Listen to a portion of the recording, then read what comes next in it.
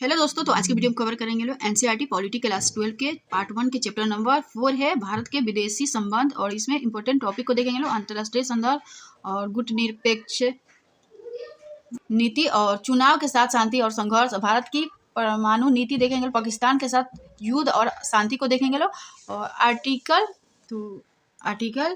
51 ये अंतर्राष्ट्रीय सुरक्षा से रिलेटेड है। और सबसे पहले अंतर्राष्ट्रीय संदर्भ देखेंगे लोग। तो इस वक्त महायुद्ध खत्म हुआ था और दूसरी विश्व युद्ध की बात हो रही है। और पूरा जो ये विश्व था वो पुनर्निर्माण का दौर चल रहा था। और नए देश मैप पे आए थे जिन्होंने अभी अभी लोकतंत्र अपनाया था। और यहाँ पे उपनिवेशवाद की समाप्ति का दौर था। और नए देशों के सामने क्या चुनौती थी, तो लोकतंत्र स्थापित करे और जनता की भलाई और कल्याण भी करनी है। तो ये सारे चुनौती नए देश के सामने थी।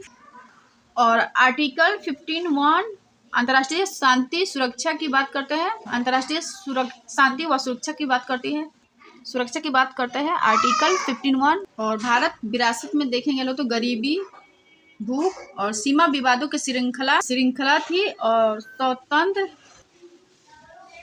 एक और चुनौती थी स्वतंत्र राज्य के रूप में विदेशों से भागीदारी करे और देशों की संप्रभुता का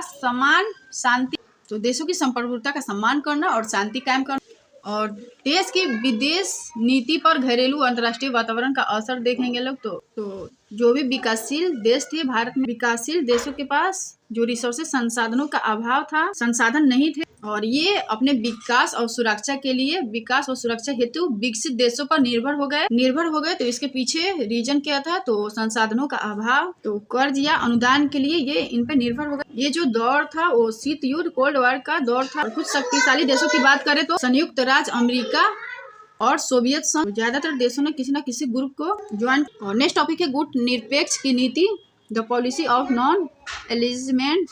गुटनिरपेक्षता का मतलब किसी भी गुट में शामिल नहीं होना। तो गुटनिरपेक्षता का मतलब है उस वक्त जब पूरा देश दो खेमों में बांटा था, तो उस समय किसी भी गुट में शामिल नहीं थे। तो गुटनिरपेक्षता का मतलब है किसी भी गुट में शामिल नहीं होना। शीत युद्ध मतलब दो खेमों में बांटा था पूरे देश। एक है सोवियत संघ है और दूसरा है संयुक्त राज्य अमेरिका। और इन दोनों खेमों में आर्थिक, राजनीतिक व सैन्य टकराव हुए। जो यूएन है संयुक्त राष्ट्र का अस्तित्व में आना हुआ। और जो परमाणु हथियारों का निर्माण का विकास होने और परमाणु हथियारों का निर्माण शुरू हो गया। और गुटनिरपेक्ष की नीति को समझने के लिए 3 पॉइंट के देखेंगे लोग। एक, नेहरू की भूमिका क्या रहा, और दो खेमों से दूरी, और एफ्रो एशियाई एकता को देखेंगे लोग। और एफ्रो एशियाई एकता, तो दो खेमों से दूरी और एफ्रो एशियाई एकता की बात करेंगे लोग। तो ऐसे में भारत ने किया, भारत जो है वो शांतिपूर्वक अंतर्राष्ट्रीय संबंध बनाना चाहता था। और ऐसे में यूएन के शांति अभियानों में भारत ने सेना भेजी। सैन्य गठबंधन में भारत शामिल नहीं हुआ। भारत ने ना तो नाटो को ज्वाइन किया और ना वार्साफेट को। और पाकिस्तान जो है वो अमेरिकी खेमों में शामिल हो गया। और ऐसे में भारत और अमेरिका के बीच खटास आ गया। और भारत, सोवियत संघ और अमेरिका को ऐसे लगा कि भारत और सोवियत संघ की दोस्ती ज्यादा चल रही है। भारत और सोवियत संघ के जो रिश्ते हैं वो बढ़ रहे हैं। और ऐसे में अमेरिका कहीं ना कहीं नाराज हो गया। और नेक्स्ट टॉपिक देखेंगे लोग एफ्रो एशियन एकता। तो भारत की अवस्थिति, आकार, शांति, संभावना। और सबसे शुरू में नेहरू जी का एक विजन था। भारत की अवस्थिति, आकार, शक्ति और संभावना थी वो इन सभी देशों से बहुत ज्यादा। तब ऐसे में नेहरू जी ने संपर्क बनाया। और 1947 में एशियाई संबंध सम्मेलन, उसकी अगुवाई नेहरू जी ने कर दी थी। और 1955 में बाडुंग जो शहर है इंडोनेशिया का शहर, तो बाडुंग शहर में 1955 में एफ्रो एशियाई एक सम्मेलन है वो बुलाया गया। और इसी में गुटनिरपेक्षता की जो नीति है उसकी नींव रखी गई। का पहला सम्मेलन 1961 के सितंबर में बेलग्रेड हुआ था।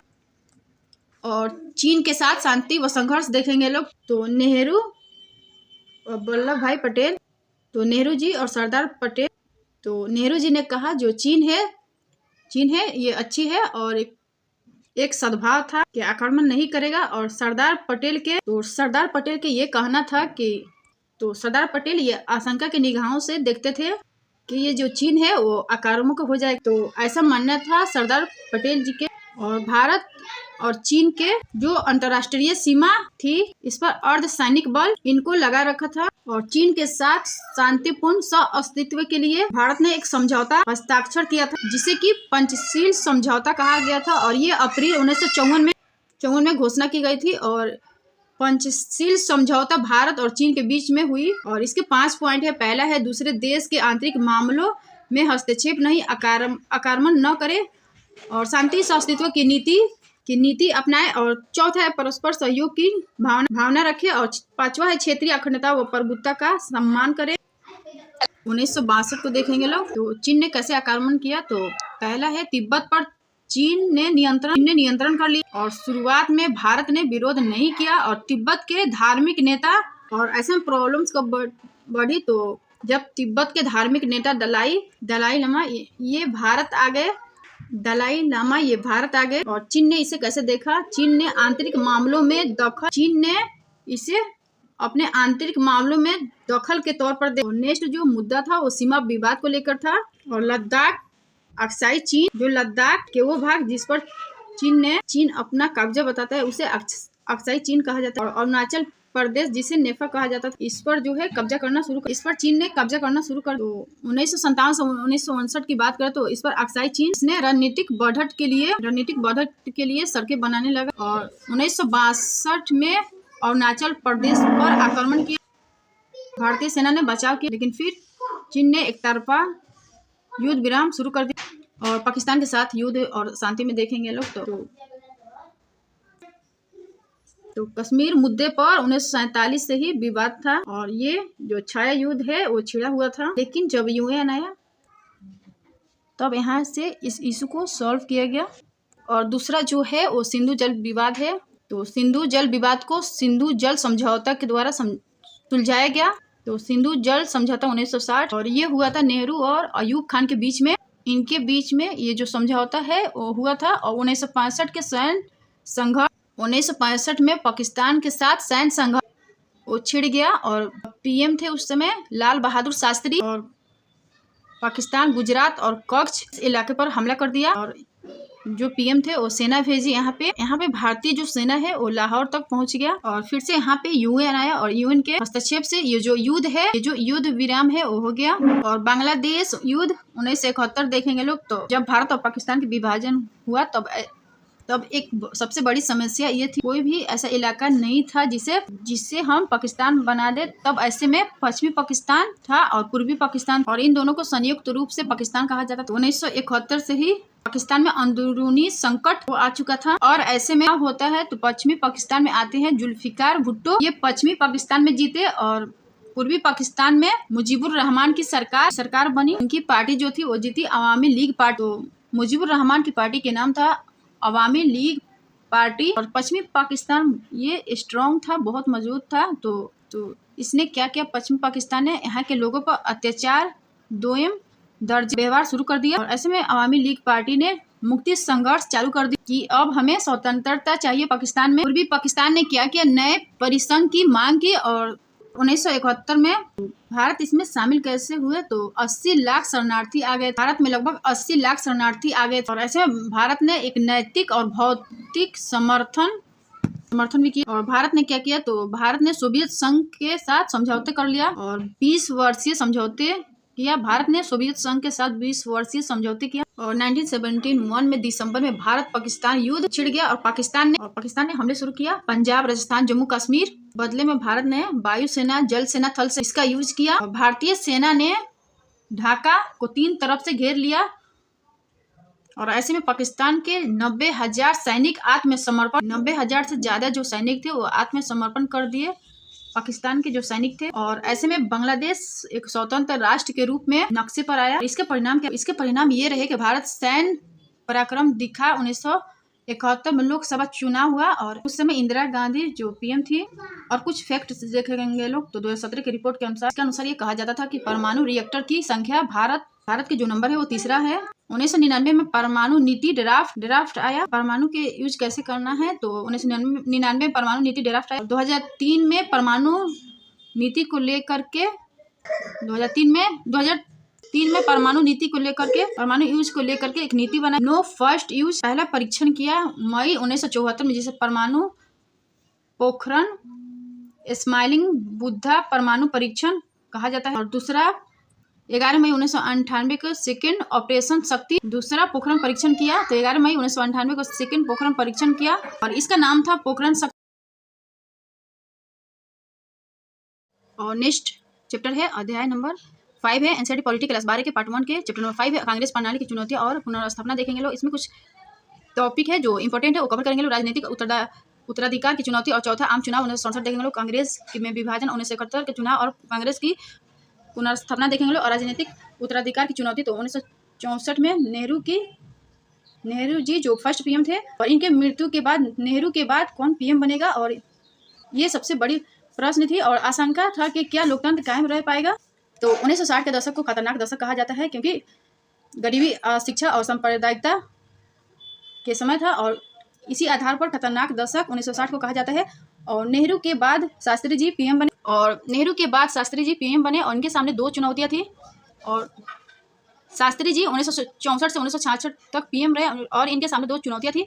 चीन युद्ध का कारण आर्थिक कठिनाई जो थी वो सबसे बड़ी चुनौती थी और प्लस मानसून की असफलता और सूखा थी। और दूसरा चुनौती था पाकिस्तान युद्ध। तो ऐसे में शास्त्री जी ने नारा दिया इन सभी समस्याओं के लिए जय जवान जय किसान।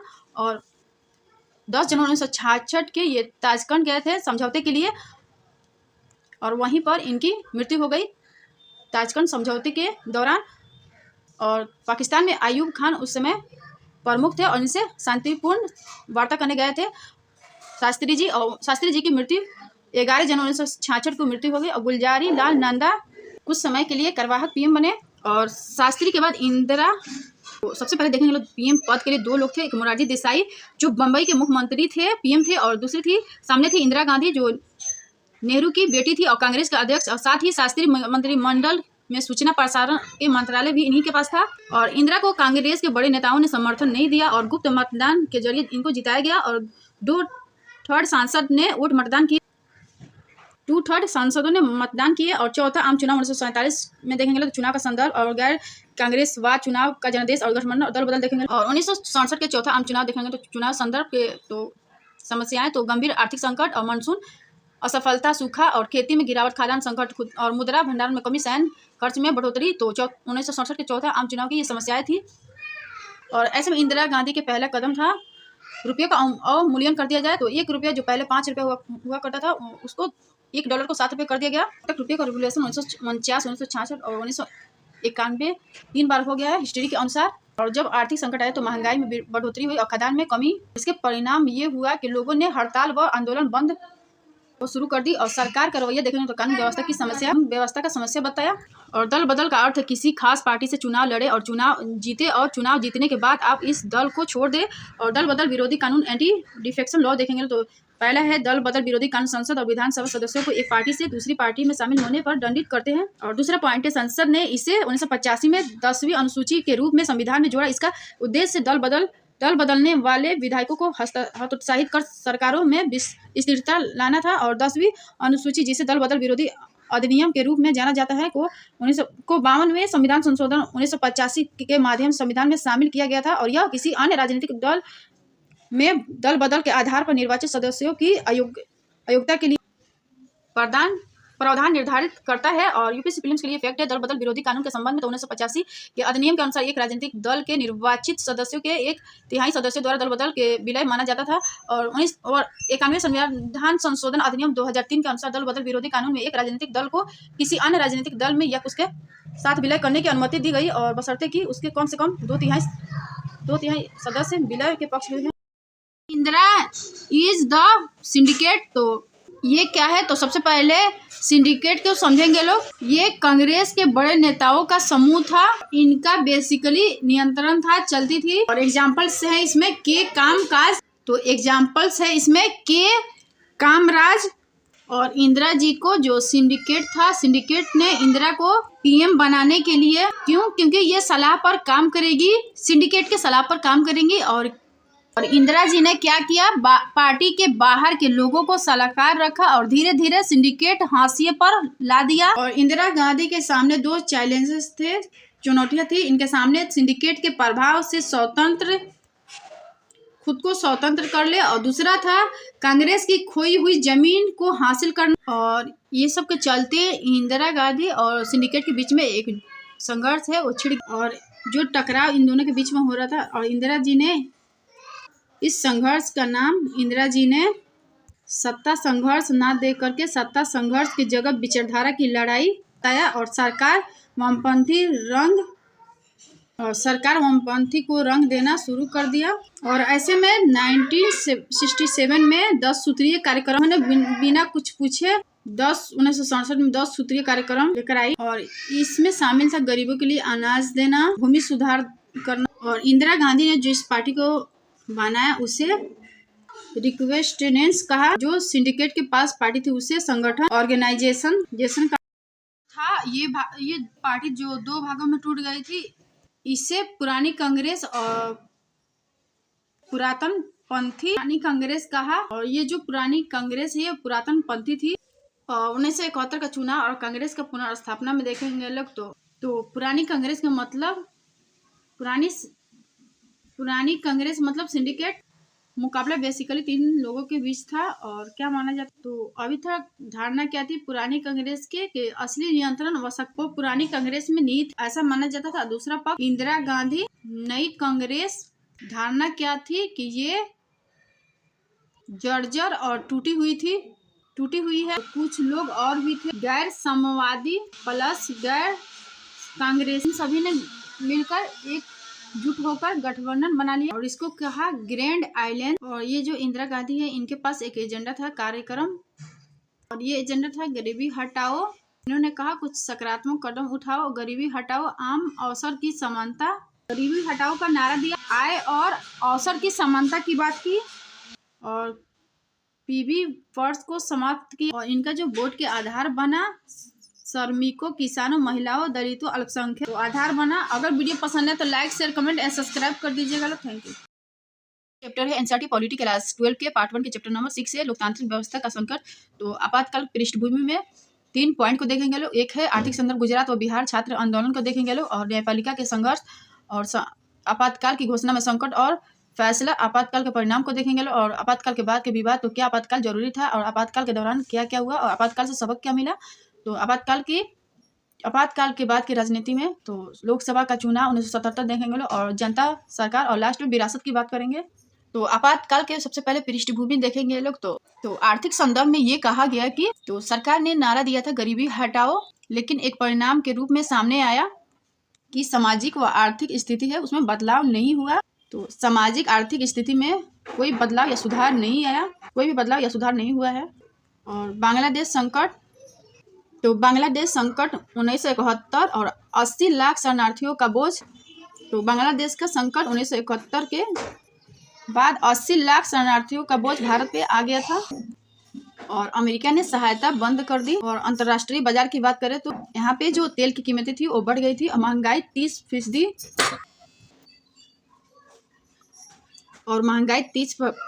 बढ़ी, बेरोजगारी भी बढ़ी, कृषि उत्पादन कम हुआ, खाद्यान्न उत्पादन 80% कम हो गई। और इन सभी के चलते असंतोष आंदोलन, और इन सभी के कारण जन विरोधी आंदोलन, छात्र आंदोलन, रेलवे हड़ताल, मार्क्सवादी ये सक्रिय हो गए लोग। और इन सभी को सरकार ने कठोर कदम उठाया। और गुजरात व बिहार में छात्र आंदोलन देखेंगे लोग।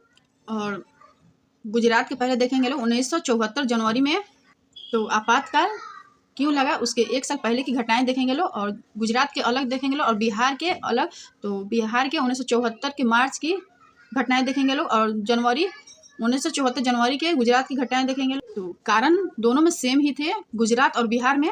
कारण था भ्रष्टाचार, महंगाई, बेरोजगारी, और यही कारण बिहार के भी थे, भ्रष्टाचारी और महंगाई, बेरोजगारी, बिहार के भी यही कारण थे। और गुजरात में राष्ट्रपति शासन लगा दिया गया था इन सभी चीजों के चलते। और यहाँ पे नेतृत्व में आते हैं मोरारजी देसाई, और यहाँ पे नेतृत्व में आए बिहार में वो जयप्रकाश नारायण। तो मोरारजी देसाई की गुजरात में मांग क्या थी तो चुनाव भूख हड़ताल। तो मोरारजी देसाई के गुजरात में मांग थी कि चुनाव जल्दी से कराया जाए और जब तक चुनाव नहीं कराया जाए ये भूख हड़ताल पे बैठ गए। और 1975 जून में चुनाव जो है वो हुए और कांग्रेस हार गई। और जेपी नारायण के बिहार के संदर्भ में देखेंगे लोग तो जेपी नारायण के नारा थे संपूर्ण क्रांति। और संपूर्ण क्रांति में शामिल था सामाजिक, आर्थिक और राजनीतिक हर तरह से क्रांति करना है। और इन्होंने संपूर्ण क्रांति का नारा दिया। और यहाँ पे रेलवे के जो कर्मचारी है वेतन नहीं मिला था तो ये लोग भी हड़ताल इसको लेकर के वेतन को लेकर के शुरू कर दिए हड़ताल। और 1975 में जेपी नारायण आंदोलन कराया और दिल्ली के जो रामलीला मैदान है यहाँ पे राष्ट्रव्यापी बात की। और साथ ही जेपी नारायण ने संसद मार्च का नेतृत्व किया। जो जेपी नारायण है विपक्षी दल का समर्थन इन्हें मिल गया। विपक्षी दलों ने कहा ये जो है इंदिरा गांधी के विकल्प है और ये यूपीएससी फिल्म्स का फैक्ट है। अब तक 3 बार राष्ट्रीय आपातकाल की घोषणा की जा चुकी है। तो अक्टूबर 1962 से जनवरी 1968 तक चीन द्वारा 1962 में अरुणाचल प्रदेश के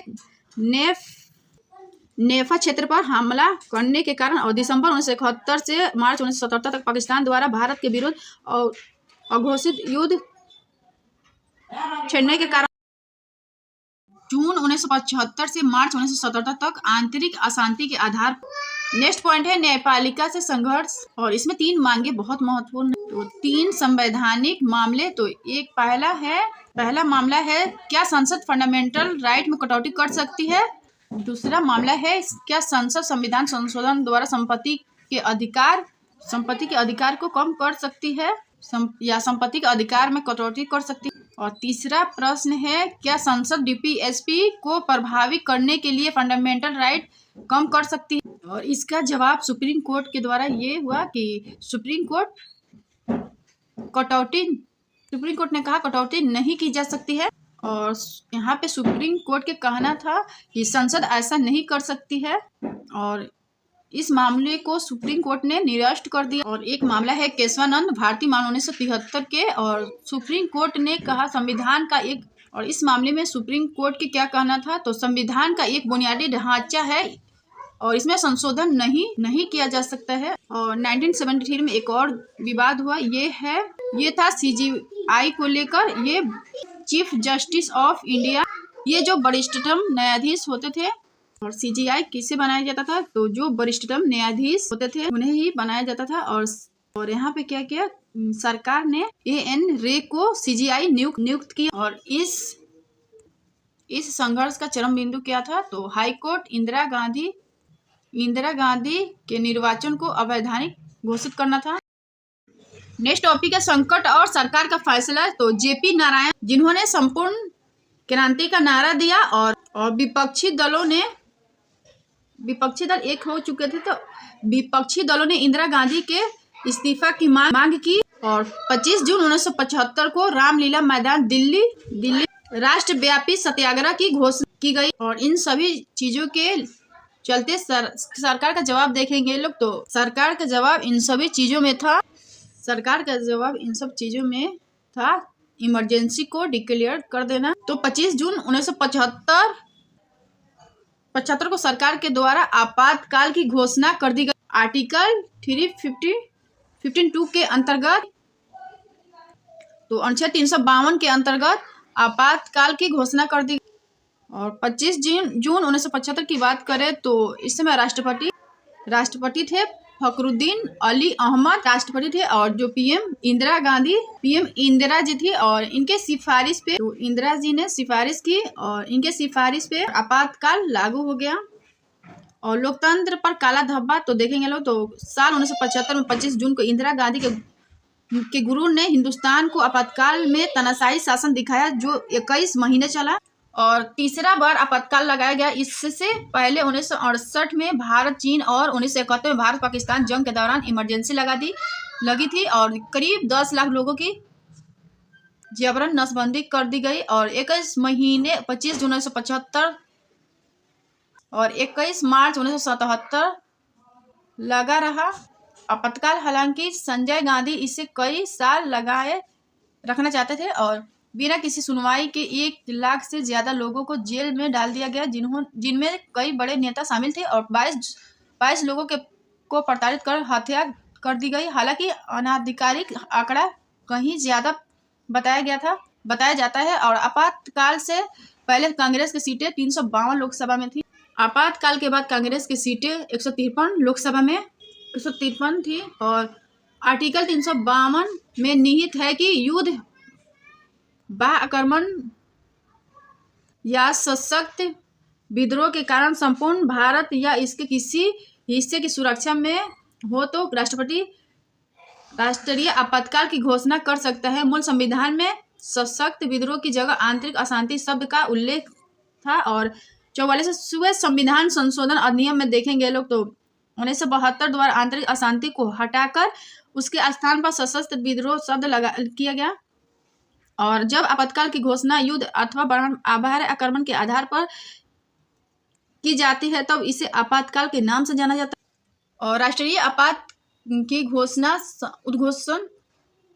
उद्घोषणा संपूर्ण देश अथवा केवल इसके किसी एक भाग पर लागू हो सकती है। और मिनर्वा मिल्स मामले 1980 में उच्चतम न्यायालय ने कहा था कि राष्ट्रीय आपातकाल की उद्घोषणा को अदालत में चुनौती दी जा सकती है।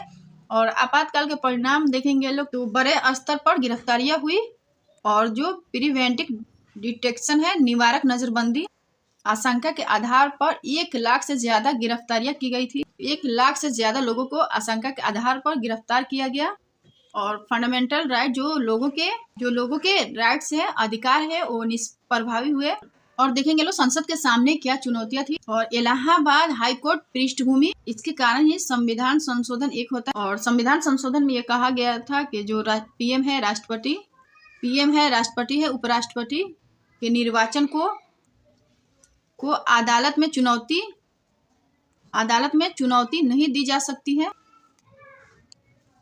तो इलाहाबाद हाई कोर्ट पृष्ठभूमि, इसके कारण ही संविधान संशोधन एक होता है। और जो ये पीएम है राष्ट्रपति और उपराष्ट्रपति, इनके निर्वाचन को अदालत में चुनौती नहीं दी जा सकती। और 42वें संविधान संशोधन एक और विवादास्पद संशोधन किया कि लोकसभा का कार्यकाल 5 वर्ष का होगा। तो लोकसभा का जो कार्यकाल है वो 6 वर्ष कर दिया। और लोकसभा चुनाव का परिणाम देखेंगे लोग 1977 के तो 1977 के चुनाव का परिणाम देखेंगे लोग तो। और आपातकाल में विरोधी पार्टियां सब एक हो गई थी, साथ आई। और ऐसे में इन्होंने एक पार्टी बनाई जिसे जनता पार्टी कहा। और इसका नेतृत्व जेपी नारायण द्वारा कांग्रेस के कुछ नेता ने अलग पार्टी बनाई। और इसका नेतृत्व जगजीवन राम ने किया। तो कांग्रेस के कुछ नेता ने अलग पार्टी बनाई और इसका नेतृत्व जगजीवन राम इन्होंने नेतृत्व किया। और कांग्रेस फॉर डेमोक्रेसी में देखेंगे लोकतंत्र के लिए कांग्रेस। तो जनता पार्टी उत्तर भारत में 330 सीट और इस समय सरकार बनाई। और कांग्रेस पार्टी दक्षिण भारत में 154 सीट मिली थी। तो एनसीईआरटी के द्वारा लगभग 18 माह तक आपातकाल लगा रहा। और ये जनता पार्टी की सीट की संख्या है 330 और ये कांग्रेस पार्टी की 154 सीट मिली थी। ये सीटों की संख्या है। आप लोग मेंस में मैप के यूज करके अच्छे आंसर राइटिंग के लिए मैप के यूज कर सकते हैं। लोकसभा चुनाव 1977 के देखेंगे लोग तो जनता पार्टी की सरकार बनी और प्रधानमंत्री पद के लिए संघर्ष आपस में शुरू हो गया। और ऐसे में 3 लोगों के बीच ज्यादा संघर्ष था। तो एक है मोरारजी देसाई, दूसरा है जगजीवन राम और तीसरा है चरण सिंह। तो मोरारजी देसाई पीएम बने और ये पीएम के पद पर 18 महीने ही रह पाए। और उसके बाद जनता पार्टी की सरकार बिखर गई। और तीसरा चरण सिंह की सरकार बनी कांग्रेस के समर्थन से। केवल 4 मंथ इनकी सरकार चली। और अब मध्यावधि चुनाव देखेंगे लोग 1980 के जनवरी में मध्यावधि चुनाव कराई गई। और परिणाम जनता पार्टी हार गई और इंदिरा गांधी 353 सीटों से फिर जीत गई। और ये है मध्यावधि चुनाव 1980 के। तो इंदिरा जी के 353 सीटें मिली थी और ये जीत गई। और ये जो विरासत वाला पॉइंट है ये क्यों हुआ, तो 1977 से 1980 जो ये नाटक नौटंकी चल रहा था, नाटकीय बदलाव, अब यहाँ से लोगों का जो भरोसा है वो उठने लगा। और ऐसे में कांग्रेस सरकार ने गरीबों की कांग्रेस ने कहा हम गरीबों की हिमायती है। समाजवादी हमारा लक्ष्य है। तो आपातकाल के आसपास के जो अवधि है वो संवैधानिक संकट प्लस राजनीतिक संकट का दौर था। तो अगर वीडियो पसंद है तो like share comment and subscribe कर दीजिएगा लोग। Thank you.